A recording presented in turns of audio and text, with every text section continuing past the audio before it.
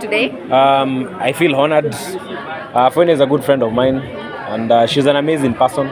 She actually shares a name with my mom. Yeah. Okay. My mom is called Lucy Wamboy, so she's also Lucy Wamboy. So we are good friends, and I respect her as a businesswoman. Oh, Yeah. that is so nice. And for how long have you guys been friends? I met Fiona this year on an NTV set, and we hit it off immediately. Became very good friends, and I mean I'm proud of her for setting up this whole thing. And you gotta admire the sort of effort she puts. It's a motivation to any business person out there. Oh, Yeah. yes. And as a big entrepreneur in business yourself, what advice would you have for a good friend, Foyna? I mean, keep pushing, keep putting the effort. Just keep launching new products. Don't worry much about the challenges; they'll always come, big, small. Just keep focus on God, and keep pushing, and everything will be okay. Yeah. And of course to your fans watching this and they would love to join Foyna Beauty Training Institute. Unaweza wakaribisha.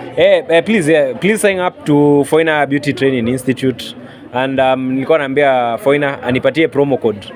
My fans, my friends, family, please sign up na mseme ni Kairo amewatuma. And of course Khalif, Kairo, tukitoka kwa Foyna Beauty Training Institute kidogo, we saw the last time you were acquitted of like everything. It was a new start for you. Yeah. Maybe you can just tell us how was it, how was the feeling being acquitted na pia. Yeah. First things, glory goes to God. My name was dragged through a lot of mud. People said a lot of nasty things about me, but I always held. It's called. I've held on to the truth, and I'm happy because God is finally showing people that this guy hizi tu zilikuwa tu story. Some of them were very malicious. In fact, I've publicly said it that some of those cases were not really straightforward, and I'm happy because the fact that we were acquitted, the fact that we are no longer in court, just goes to underscore what I've been saying all along, that we were just having normal business challenges, and there are people, including some of our former clients, who were like, this is a very good opportunity to run his name through the mud, and I'm happy they achieved whatever they wanted. But I'm even happier that despite all the chaos, despite all the trouble, God came through, and my name has been cleared. I'm very happy. And of course, how was it like after you came through? Because the world was watching, and the people were for you, and actually, like, people saw you. What all you Kairo hata tobai, but you came through it. How was it? I normally say I give credit to God. It's not a situation I would wish even my worst enemy. These struggles, Casey, are normal. Most business people have been in similar situations, but mine, there was just a lot of bad energy. I didn't know I had that many enemies. So I just give credit to God. I can't take any credit. I can't say I'm very smart.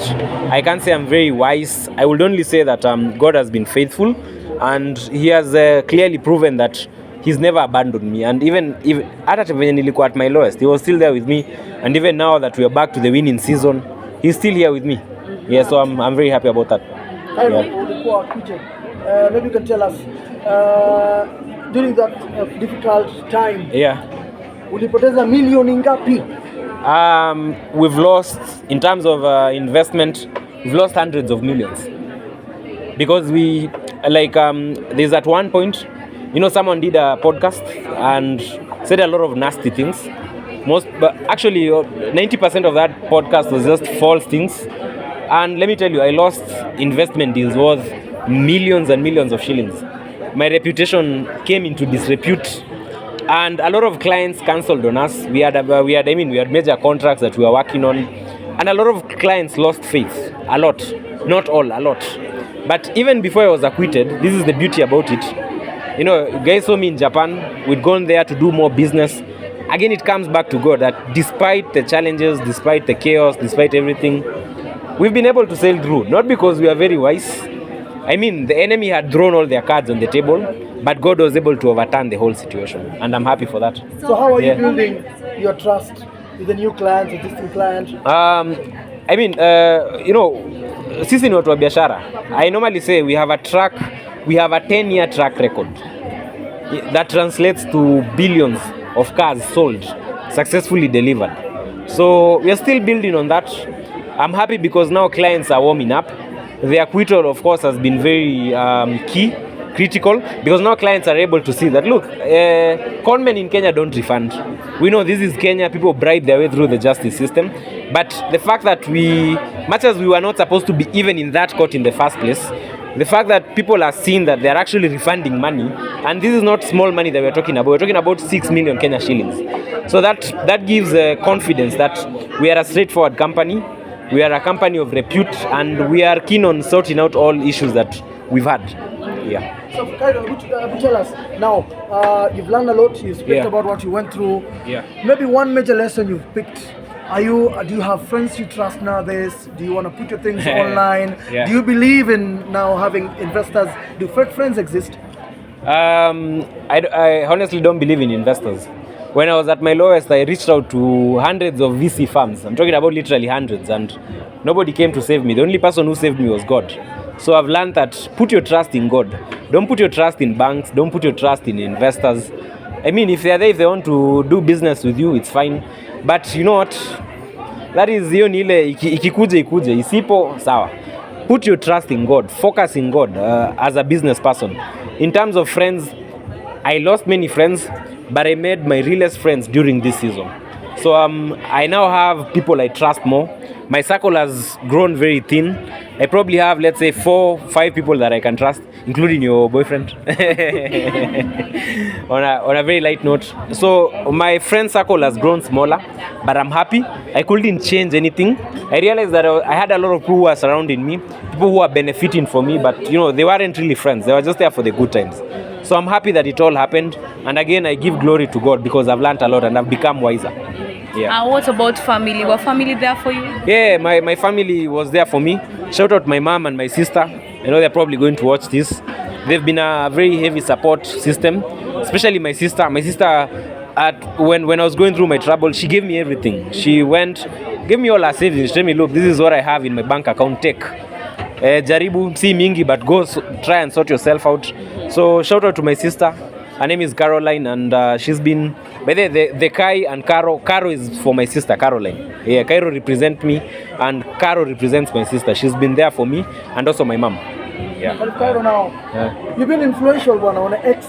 You are very successful, you know how to run business. You have networks. There's a time you saw lawyers coming on board for you, politicians always there to support you. Yeah. I know you have few you trust. Yeah. Are we looking forward to see now a new Kairo, maybe come 2027? Maybe utasema wacha niingie kwenye siasa pia nijipange. I normally say that politics is not my interest. I'm not a politician by nature. I think I'm a person who does things in a very straightforward type of way, and Kenyan politics is very murky for people who have the right intentions. And this is not to say that I hate Kenyan politicians or I have anything against them. I mean, it's a very dirty game, and I normally try to stay away. So unless God instructs me to run for any seat, I don't see myself going into politics anytime soon. Anytime? Yeah, anytime. Because you have, I believe the youths are behind you. Yeah, and which is a good thing, but I think I can influence the youth in other realms. I can influence the youths in business. I can show them that we can build companies all around the world. I mean, Kenya, we can put Kenya on the map. It doesn't have to be politics. I don't have to be a governor to change the world. I can change the world using the small resources God has given me as a business person. That is my belief. But if God believes that He's ready for leadership, I wouldn't refuse. Yeah. So we're looking forward to see you now, maybe because you don't want to vie for a political seat for now. Yeah. Are we looking to expect to see a Kairo movie, a series, a book about what happened? A book will definitely come. A documentary maybe, not now. I feel like we are still in the first chapters of this book that God is writing about my life. So maybe in 20 years itakuwa imefika climax, or in 30 years. So at that point sasa tutaandika kitabu. I think bado we are still starting. It's still in the morning. There's still I'm only 28. Hata that is jengia. So I still believe there's a lot to be done. Yeah. And of course, Kairo, we've seen you bounce back very big. Yeah. And by the time hizi vitu zilikuwa zinafanyika, people dragged your name, and of course some people were linked to women. Ati Kairo when was up there alikuwa pale kwa chopa na wanawake. They're among the people wenye wali into this maybe.